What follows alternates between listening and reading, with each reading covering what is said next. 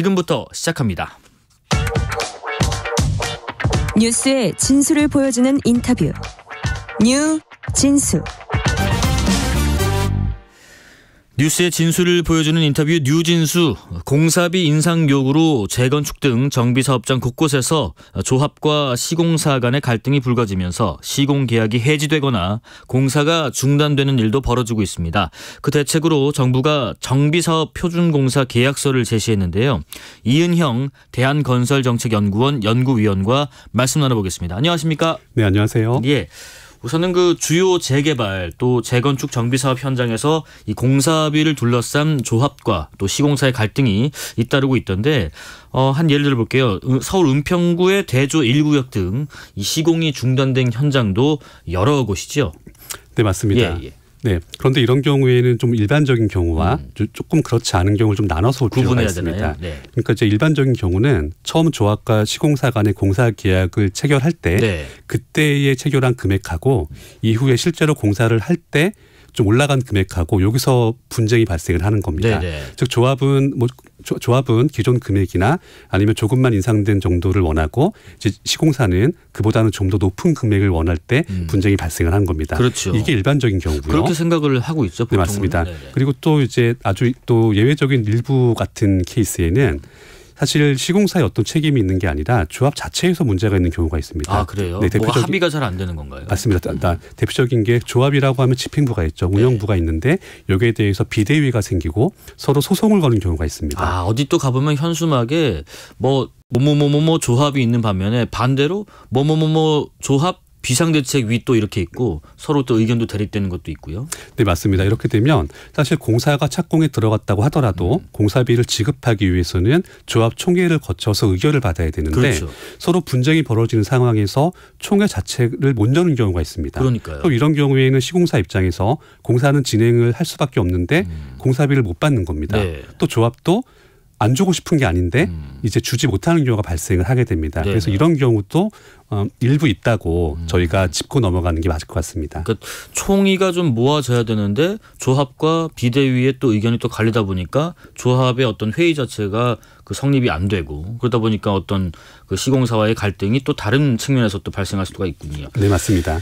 쟁점이 또 하나가 이제 공사비를 인상하는 거 일반적으로 봤을 때는 관련해서 시공사 측은 이 공사비 인상에 대한 입장 어쩔 수 없는 입장이 뭔지 궁금합니다.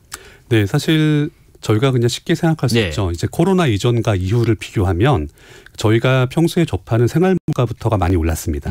사실 몇 년 전에는 점심을 먹는다고 했을 때 10,000원 이하의 금액들도 꽤 있었는데 지금은 10,000원이나 넘어가는 금액이 훨씬 많습니다. 지금은 어디 한식 뷔페 이렇게 잘 찾아봐야 한 7,000-8,000원 나오고 참 어렵죠. 네, 맞습니다. 그래서 똑같은 맥락으로 물가가 올랐다는 것이 건설 공사에서도 작용한다고 보면 거의 비슷합니다.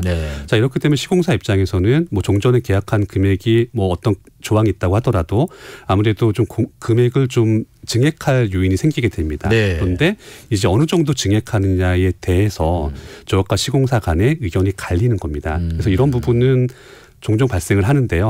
사실 근데 또 이런 부분이 사실 사인 간의 계약입니다. 민간 계약이죠. 그렇기 때문에 어느 한쪽이 계약을 위반하거나 어떤 분쟁이나 쟁점이 있다고 하더라도 이게 쉽게 해결되지가 않습니다. 그럼 시간이 좀 소요되고 그러면 이 자체가 또 공사 중단이나 이런 일로 벌어지기 때문에 다시 또 이런 것들이 마치 눈덩이처럼 다시 공사비가 올라가는 결과로 이어지고 있습니다.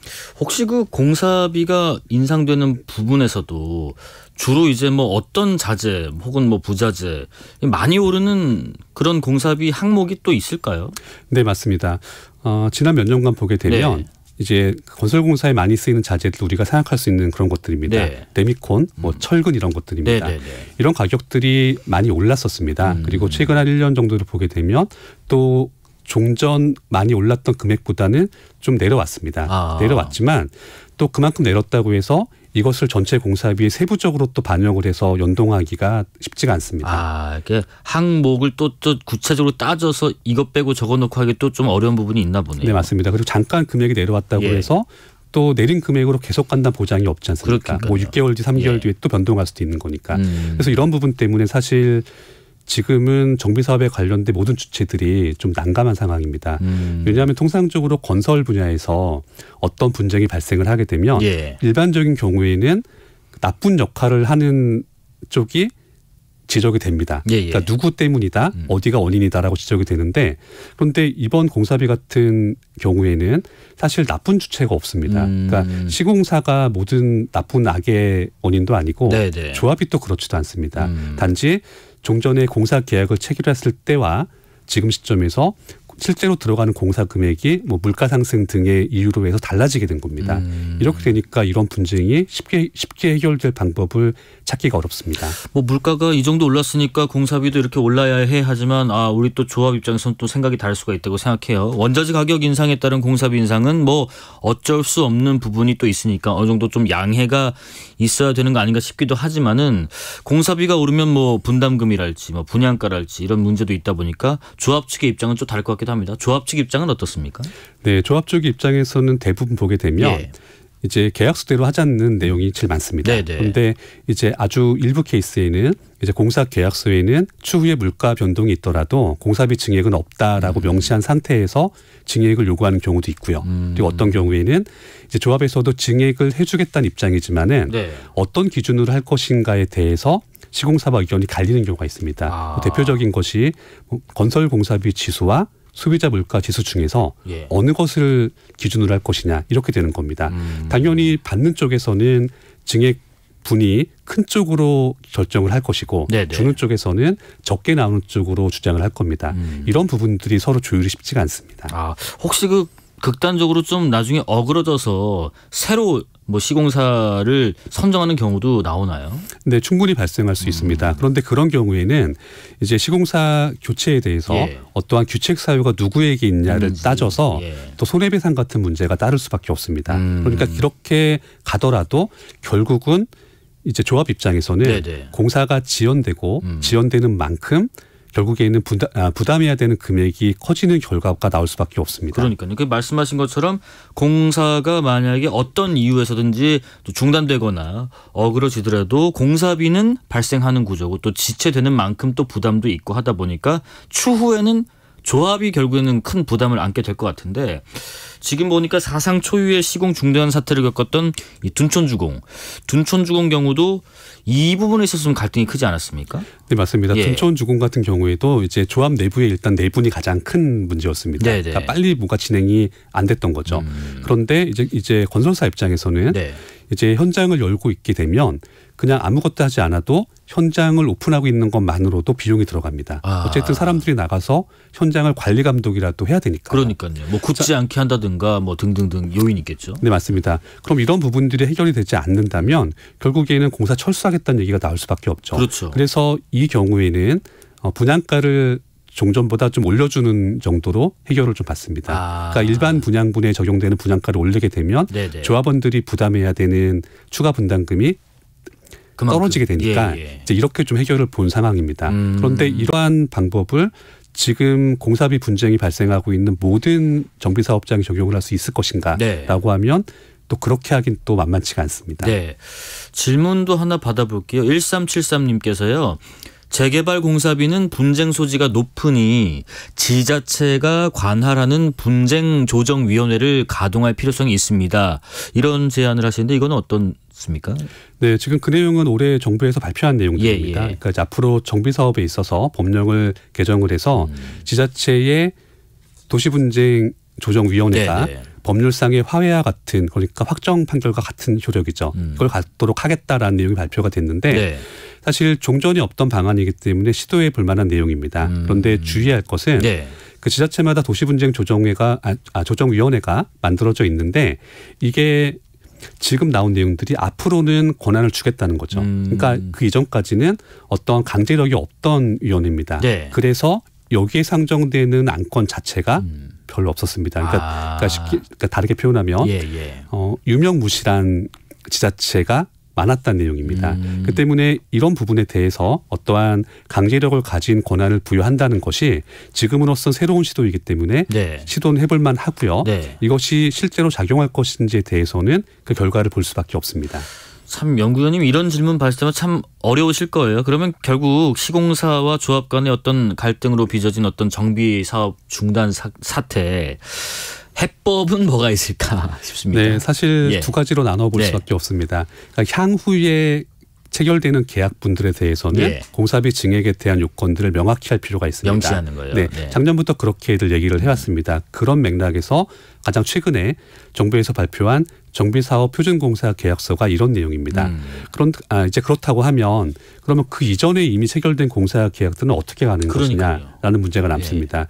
사실 이 경우에는 민간 계약이기 때문에 당사자들께서 어느 정도 협의점을 찾는 것밖에는 지금으로선 길이 없습니다. 아니면 뭐 법적으로 대응을 한다든가 그렇게 되면 근데 또 앞서 말씀하신 것처럼 더 큰 문제가 계속 생길 수 있으니까요. 네, 맞습니다. 법적 대응이 이게 쉽지 않은 것이 자 이제 조합은 그러니까 조합만 보면은 개인이 아닌 것 같지만 실제로는 개인들이 구성하고 있는 개인 내용이 되는 겁니다. 하지만 반대로 시공사 같은 업체들은 법인이죠. 이렇게 된다면 법인 같은 입장에서는 소송이 시작이 돼서 5년이나 10년을 이어간다고 하더라도 그냥 할 수 있습니다. 하지만 개인의 입장에서는 특히나 이제 본인들의 집이나 재산을 걸고 하는 소송이 장기화되면 이걸 감당하기가 쉽지 않습니다. 그래서 무조건적인 소송보다는 어느 정도 협의점을 찾는 것이 가장 적절한 대안입니다. 네, 뭐 조합이 계속 영속적으로 조합으로서의 이 임무를 하는 게 아니라 이후에는 이제 이게 다 만들어지면 뭐 입주를 한다든지 분양을 한다든지 이런 걸로 전환되기 때문에 계속 이끌어가는 법인과는 좀 다르겠죠. 3649님, 저희 아파트도 요즘 재건축 얘기가 나오던데요. 원가 후려치기 하면 결코 좋은 결과를 기대할 수 없을 듯합니다. 서로 윈윈할 수 있는 방향으로 진행되면 좋겠어요 말씀하시고요. 아까 잠깐 말씀하셨던 정비사업 표준계약서 이 얘기를 좀 넘어가 볼게요. 비용 갈등으로 공사가 좀 늦어지면은 분양 또 입주 같은 주택 공급에 좀 차질이 생기는 만큼 정부가 이 대책 차원에서 표준공사계약서 배포에 나서는데 우선은 이 표준공사계약서 핵심 내용부터 설명을 좀 들어볼게요. 네, 정부에서 발표한 표준공사계약서에서 가장 중요한 관건이 두 가지가 있습니다. 첫 번째는 그럼 공사비가 어떻게 산출된 건지 근거를 명확하게 하겠다. 그리고 두 번째는 공사비의 증액이 있을 때 그러니까 뭐 물가 변동이든 설계를 바꿨든 증액 요건이 있을 때 이 증액을 어떻게 할지에 대해서 명확히 하겠다는 내용입니다.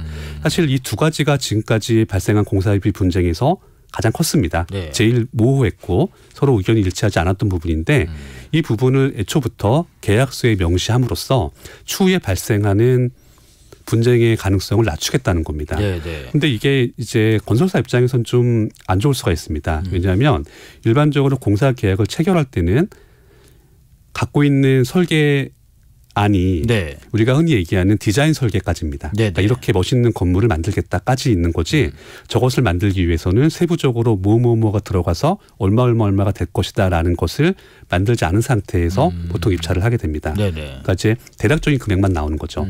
그런데 앞으로는 이제 이런 금액을 제시를 할 때 산출 근거가 어떻게 되는 건지 세부적인 내용을 내게 돼 있습니다. 이렇게 되면 건설사 입장에서 분명히 업무 강도가 올라가는 것이 맞습니다. 그런데 왜 굳이 계약서가 이렇게 발표가 됐냐면은 자 정부에서 어떠한 뭐 제약 조건이나 어떠한 강제를 할 때는 강제나 규제를 할 때는 이것을 통해서 보호받는 주체가 어디냐를 먼저 따지게 됩니다. 근데 아무래도 이제 건설사 같은 법인보다는 조합을 구성하는 개인이 상대적인 약자이기 때문에 이쪽을 좀 더 보호하기 위해서 계약서 내용을 이렇게 만들었다라고 보면 크게 무리가 없습니다. 아까 그 공사비 산출 근거는 설명을 제가 들어보니까 이해가 좀 가고요. 근데 증액 시 어떻게 할지 명확히 하겠다라는 것은 조금 더 구체적으로 무슨 말인 거죠? 증액할 때 뭐 어떤 식으로 뭐 자금을 올릴 건지에 대한 뭐 세부 계획안을 내야 된다라는 건지 그런 게 궁금해요. 대표적인 게 이런 겁니다. 아까 한번 말씀드렸던 내용입니다. 그러니까 이제 흔히 공사비 증액을 할 때 갖고 오는 지수들이 있습니다. 그러니까 소비자 물가 지수가 있고 건설 공사비 지수가 있는데 이 둘이 똑같이 움직일 수가 없습니다. 건설공사비 지수는 건설공사에 들어가는 요소들만 가지고 만든 거고 소비자 물가 지수는 우리가 아는 그 소비자 물가에 들어간 거지 않습니까? 자 이런 경우에 둘 중에 어느 걸로 할 것인지 좀 괴리가 있을 때 이런 부분들을 아예 계약서에서부터 명시를 하자는 겁니다. 그러니까 양쪽 당사자들 간에 분쟁할 필요가 없이 어떤 것에 근거해서 이 기준으로 하겠다라는 것을 미리 명확하게 하라는 겁니다. 근데 지금 말씀을 들어보면 그런 것들을 명확히 하면 조합, 개인은 상당히 보호를 받는 장치가 있어서 좋겠지만은 이 표준공사 계약서가 의무사항이 또 아니라는 얘기가 있습니다. 권장사항이다 보니까 그렇다면 좀 실효성 차원에서 뭐 권장이니까 안 해도 그만인 부분이 있다 보니까 그러면 보완사항이 있어야 될 텐데 어떤 의견이세요? 네, 원론적으로 보게 되면 네. 당연히 의무사항이 아니기 때문에 안 쓰면 그만입니다. 네. 이렇게 생각할 수 있죠. 그런데 이런 정비사업 같은 경우에는 인허가권자가 지자체입니다. 그러니까 어떤 구청이나 시청에서 정비사업을 하게 되면 거기 허가를 내주는 겁니다. 네네. 자, 이렇게 되면 인허가권자가 아무래도 좀 이렇게 표준공사 계약서를 쓰도록 뭐 장려하거나 네네네. 권장할 수 있습니다. 자, 이렇게 되면 사용하는 곳들이 하나씩 증가할 거고 네네. 이렇게 시간이 지나다 보면 어느 순간에서는 확정될 겁니다. 그리고 이제 일부 사업지에서는 당연히 건설공사는 사업지에 따라서 뭐 특성이 다를 수가 있고 그 상황 요건이 네. 좀 변동이 있을 수가 있습니다. 이런 부분들은 당연히 표준계약서에 뭐 추가적인 약관이나 추가적인 내용으로 넣어서 변형해서 사용할 수가 있습니다.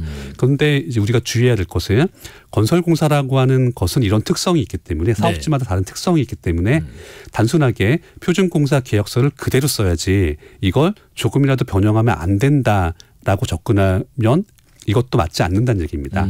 당연히 일부 내용들은 그 공사의 상황이나 이 사업의 상황에 따라서 내용을 변형할 수도 있는 거고 일부 유동성이 있을 거잖아요. 그렇죠. 네. 이렇게 되면 전반적으로는 시간이 흘러가면서 표준공사 계약서의 사용이 정착될 것으로 볼 수 있습니다. 이미 저희가 비슷한 사례를 보고 있는 것이 건설공사 표준공사 계약서가 있습니다. 네네. 건설공사에 쓰이는. 자, 이런 것도 초창기에는 사용률이 많지 않았지만 시간이 지나가면서 본 계약서 양식과 함께 그리고 변형 양식까지 포함해서 사용 비율을 조사하게 되면 상당히 높게 나옵니다. 또 지자체 입장에서는 아무래도 이런 뭐 말씀하신 그런 문서랄지 지금 나오는 표준공사 계약서랄지 이런 요건들을 잘 갖추고 있는 업체에 조금 더 이해의 폭을 넓게 해주는 여지가 생기니까 점점 그런 업체들이 좀 많아질 수 있다라는 말씀이신 것 같고 3717님 제가 사는 수원에도 공사비 인상을 놓고 조합과 시공사 간 대립으로 공사 중단 사태가 벌어지고 있습니다. 아, 그렇군요. 방송 내용 끝까지 잘 듣고 주위 가족과 지인에게도 추천하겠습니다 하셨고요. 자, 이런 가운데 지금 또 하나가 노후계획도시특별법 이 시행령이 입법 예고가 됐는데 청취자분들을 위해서 이 시행령이 갖는 의미를 먼저 좀 짚어주시겠어요? 네, 저희가 최근 1, 2년 정도를 보게 되면 이제 특히 1기 신도시였죠.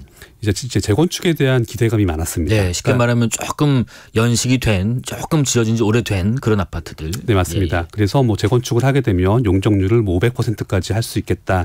이런 내용들이 막 있었는데 이제 그 간에 이제 이 부분에 대해서 명확치 않았던 부분들을 이번 시행령에서 명확히 했습니다. 뭐 대표적인 것이 특별 정비 구역을 뭐 지정을 하고 뭐 선도지구를 지정을 하게 되면 여기서는 재건축 안전 진단을 사실상 면제할 수 있다라던가 뭐 이런 내용들이 이번에 명확하게 됐습니다.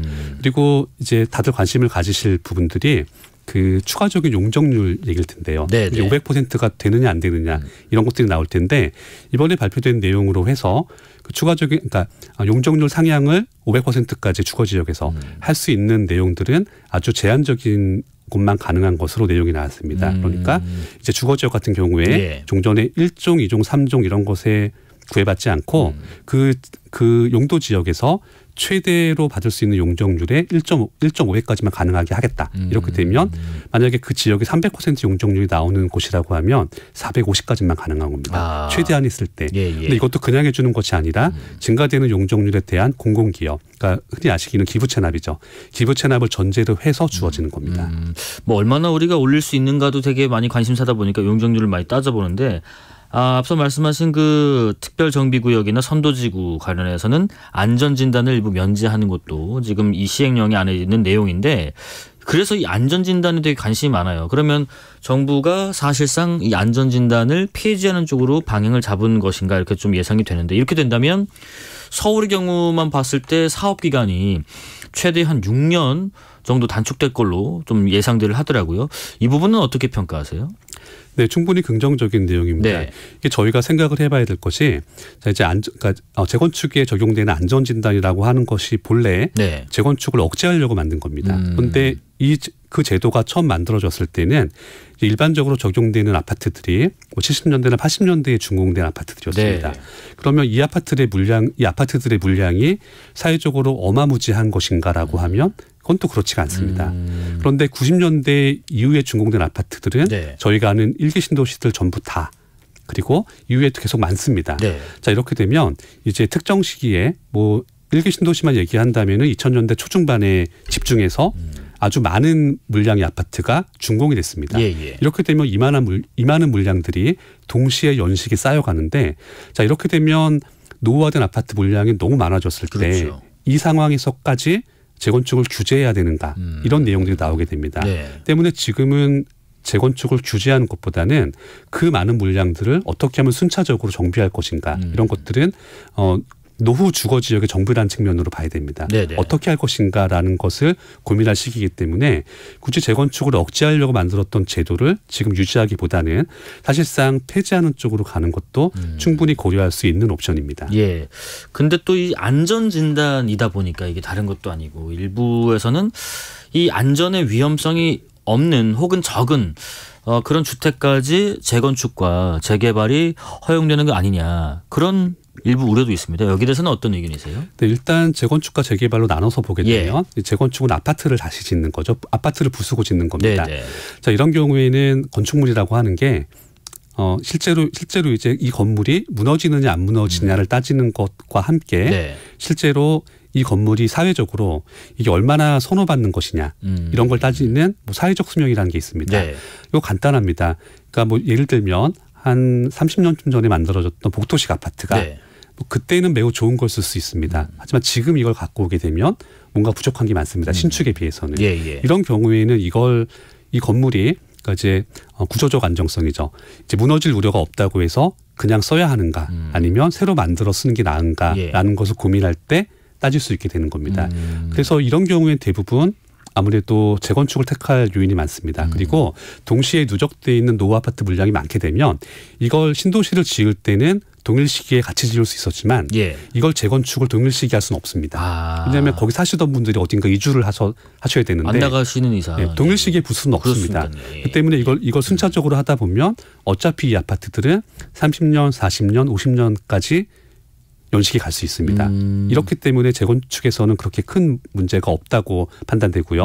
하지만 재개발 같은 경우에는 조금 얘기가 다릅니다. 뭐 낮은 연립주택도 있을 것이고 그냥 일반 주택도 있고요. 뭐 많잖아요. 네, 맞습니다. 이번에 정부에서 발표된 내용들을 보게 되면 재개발 사업을 하는 데서도 여러 가지 요건들을 완화했습니다. 대표적인 게 토지 면적에 대한 것도 완화가 됐는데 이건 어떤 뜻이냐면 이제 기존의 재개발 사업에서도 문제가 됐던 부분들 때문에 만들어진 요건들입니다. 예를 들어서 어떤 재개발 사업지에서 땅을 조금 가진 사람도 투표를 하게 되면 한 표고요. 큰 땅을 가진 사람도 똑같이 한 표입니다. 이렇게 되면 어떤 곳에서는 그러니까 정비 사업에 찬성하는 동의표는 굉장히 많이 나왔는데 찬성한 사람들이 가진 땅을 모아보면 또 얼마 안 되는 겁니다. 이런 부분 때문에 재개발 정비구역이 얼마나 되느냐에 따라서 달라지잖아요. 그렇죠. 말씀하신 게. 때문에 이런 부분 때문에 전체 토지 면적의 2분의 1 이상 확보 이런 것들이 있었는데 이번에 발표된 내용에서는 사업 시행 인가를 받을 때 이 부분들이 배제가 됐습니다. 그래서 이제 저희가 생각을 해야 되는 것이 분명히 노후 지역은 정비할 필요가 있습니다. 어둡고 낡고 이렇게 되니까요. 그렇지만 동시에 생각해야 되는 것이 그럼 지역이 낙후됐다고 해서 노후되고 낙후됐다고 해서 전부 아파트로 만드는 것이 올바른 것인가? 이 부분은 저희가 생각할 필요가 있습니다. 그러네요. 그래서 여기에 대한 답은 이미 저희가 전부터 가지고 있습니다. 그러니까 정부에서도 마찬가지로 다 인지하고 있는 내용들이죠. 기본적으로 어떤 지역의 정비 사업은 주민들의 의사에 맡기겠다. 이 내용입니다. 그 때문에 그 지역에서 이제 재개발을 찬성하는 분들이 많은 곳에서는 재개발을 할 수 있도록 하고 그렇지 않은 곳에서는 재개발을 굳이 그러니까 굳이 추진하지 않겠다. 이런 정도로 받아들이면 큰 무리가 없습니다. 김종문님, 더 많은 용적률을 허용할 경우 더 많은 인구를 위한 기반 시설을 확충해야 한다. 늘어난 세대로 인한 각종 교통 문제를 해결하는데도 예산이 소요된다라는 말씀. 그렇죠. 우리가 용적률 따질 때 그냥 그 단일 아파트나 단지만 봤을 때는 굉장히 멋지게 많이 올리면 좋지만은 이 인원들이 한꺼번에 다 뭐 출퇴근할 때 혹은 생활할 때 여러 가지 인프라도 같이 고려해야겠죠. 김한수님, 서울 수도권 노후주택을 재정비를 열심히 하는 것은 하지만 지방은 하다가 중단이 많이 있는데 문제가 아닙니까? 지방과 또 수도권의 차이도 말씀을 해 주시네요. 지금 우리가 쭉 얘기 나눠본 이런 정부의 어떤 제시안 또 노후계획도시특별법 시행령 입법 예고된 상황에서 봤을 때 재개발 재건축 시장은 좀 더 활성화되는데 촉진제가 되는 부분으로 이해하고 계실지 궁금합니다. 사실 정비 사업을 추진하는 데 있어서 이제 기존에 문제가 되던 장애 요인들을 상당 부분 제거했다는 것은 맞습니다. 그런데 과거와 지금이 시대가 바뀌었습니다. 그러니까 대표적으로 종전에는 저금리 시대였지만 지금은 고금리 시대로 바뀌었습니다. 그리고 코로나 이전과 이후로 물가가 많이 바뀌었습니다. 그 때문에 지금 같은 완화 조치가 여러 해 전에 나왔다고 한다면은 분명히 정비 사업을 상당 부분 활성화할 수 있었을 겁니다. 가령 뭐 코로나 시국 이전이랄지, 맞습니다. 고금리 고물가가 이루어진 시기 전이랄지. 그런데 지금은 이게 만만치가 않은 것이 뭐 간단합니다. 저희가 주로 정비 사업 얘기할 때 추가 분담금이 안 들어갈 수는 없습니다. 지금은. 그런데 들어가는 추가 분담금의 규모가 뭐 2억, 3억, 5억 이런 식으로 얘기가 됩니다. 자, 이렇게 되면 대한민국의 대부분의 가구는 어떤 사업을 해서 소득이 많은 가구가 아니고 대부분이 이제 급여 생활자인 분들이 많으십니다. 그렇죠.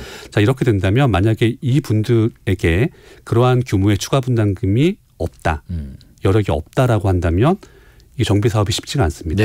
왜냐하면 이거 언젠가 갚아야 되는, 그러니까 대출을 받더라도 언젠가 갚아야 되는데 원금과 함께 감당해야 되는 이자가 지금 시대에 맞춰지는 겁니다. 그렇죠. 사실 추가 분담금이 몇천 단위 해도 굉장히 부담일 텐데 몇억 단위 되면은 이건 상당한 부담이죠. 월급 받는 사람 입장에서는 들어오는 게 한정돼 있잖아요. 그렇죠. 그리고 그러한 규모의 추가 여력이 있으신 분들이라고 하더라도 자, 지금은 그 돈을 가지고 그대로 저축을 하면 종전의 저금리 시대보다 좀 많은 이자 수익을 얻을 수가 있습니다. 무위험 수익이죠. 자, 그렇게 된다면 그만한 여력이 있으신 분들 중에서 굳이 이걸 집에다가 넣느냐 아니면 추가적인 소득을 얻는 길을 택하느냐 이 부분을 또 고민할 수가 됐고 이렇게 되면 결국 이런 것들이 정비 사업을 진행하는 동의율에 영향을 미치게 됩니다. 그럴 수 있겠네요. 내가 지금 사실 들어와 있으면 이거는 재산이라기보다는 실제 거주이기 때문에 여기다 묻어둘 것인가 아니면 그걸 좀 융통해서 좀 뭐 예적금으로 돌릴 것인가 하는 고민도 지금 상황에서는 들 수밖에 없기 때문에 무조건 이번 조치로 인해서 재개발과 재건축 시장이 활성화된다라고 보기는 조금 어려울 수 있다는. 네, 맞습니다. 단적인 예로 제가 거주하고 있는 아파트 바로 앞에 있는 제2금융권 지점에서는 정기적금 4.5%라고 전광판이 들어와 있습니다. 그러니까 세전 이자겠지만 그래도 그걸 감안하게 된다면은 상당히 그러니까 수억 원의 여력이 있으신 분들이라고 한다면 지금은 투자란 측면에서 집이 아니고 다른 방법을 찾는 것도 괜찮은 시점입니다. 마지막으로 좀 제언 하나 들어보고 마무리하겠습니다. 정부의 정비 사업 정책이 이렇게 시장성에만 좀 초점을 두면 해당 지역의 집값 전반을 좀 끌어올려서 그러다 보면은 또 반대로 주거 약자를 좀 소외시키고 또 부동산 투기 수요도 자극할 위험이 있다고 보는 분들도 적지 않은 것 같은데 정부가 조금 더 촘촘하게 신경 써야 될 부분은 뭘까요? 네, 일단 첫 번째는 해당 지역에서 정비 사업을 원하시는 분들이 얼만큼 있느냐에 따라서 무리하게 사업을 장려할 필요가 없다는 겁니다. 거기 맞춰서 할 것은 하고 안 할 것은 안 하는 겁니다. 그리고 두 번째로 염두에 두어야 하는 것은 지금 나오고 있는 것들이 전부 다 규제 완화에 대한 내용들입니다. 정비 사업을 좀 더 원활하게 할 수 있는 환경을 만드는 거죠. 그런데 그것에 한정해서 얘기한다면은 지금처럼 시장이 안 좋을 때가 규제 완화를 하기 가장 좋을 때입니다. 똑같은 내용들이 몇 년 전에 나왔다고 한다면은 발표가 되자마자 부동산 가격에 불을 붙였을 겁니다. 그렇겠죠. 하지만 지금은 어지간한 내용이 나와서는 부동산 가격이 크게 움직이지 않습니다. 그 때문에 시장 자체가 영원한 불황도 없고 영원한 호황도 없기 때문에 당분간은 지금 같은 시기 그리고 우리 때문에 만들어진 상황이 아니라 미국의 기준금리라고 하는 외부 요인 때문에 만들어진 지금 상황에서는 정비 사업에 대한 규제를 완화하는 것은 올바른 방향이고 향후에 언젠가 시장이 좋아졌을 때 그 시점에서 추가적인 규제를 하게 되면 지금 일각에서 걱정하시는 것처럼 가격을 치켜 올릴 가능성이 있기 때문에 그러한 조치는 지금 실행해 두고 향후를 준비하는 것이 맞는 상황입니다. 그 때문에 이러한 규제 완화가 발표되었다고 해서 당장에 단기에 어떠한 가격 상승을 기대하고 투자를 하거나 투기를 하실 필요는 없다고 할 수 있습니다. 그러니까 지금의 경제, 물가 여러 상황들의 동향이 좀 바뀌었을 때 우리가 지금 우려하는 부분들이 도래할 수 있기 때문에 그때를 대비해서 어떤 보완책을 마련해 두는 것이 지금의 어떤 정책을 반려시키는 게 아니라 그게 좀 더 지혜로울 것이라는 말씀이신 것 같습니다. 여기까지 말씀 듣겠습니다. 지금까지 이은형 대한건설정책연구원 연구위원이었습니다. 고맙습니다. 네, 감사합니다. 실시간 교통정보 알아보겠습니다. 교통정보센터 김민혜 리포터 나와주세요. 네, 이 시각 교통정보입니다. 금요일답게